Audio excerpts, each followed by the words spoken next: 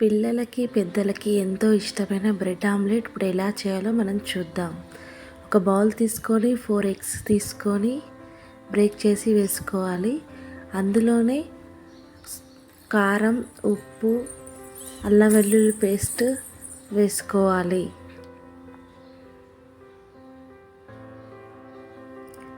బాగా మిక్స్ చేసుకోవాలి. అందులోనే 1/2 టీ స్పూన్ ధనియాల పొడి వేసి కలుపుకోవాలి.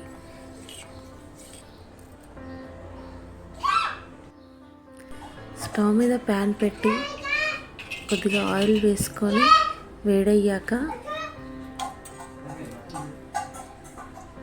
ఈ ఎగ్ బ్యాటర్ని వేసుకోవాలి.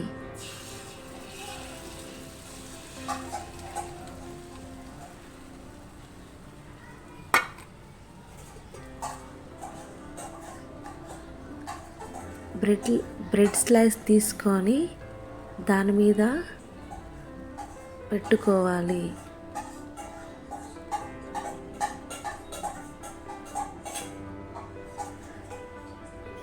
కొద్దిగా ఆయిల్ వేసుకోవాలి.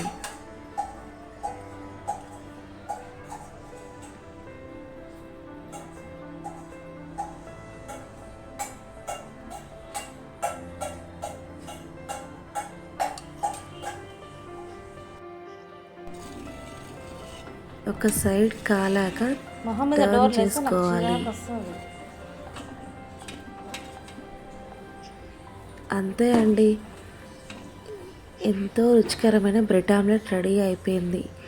దీన్ని టమాటా కెచప్తో గార్నిష్ చేసుకోండి. చాలా టేస్టీగా ఉంటుందండి. మీరు కూడా ట్రై చేయండి.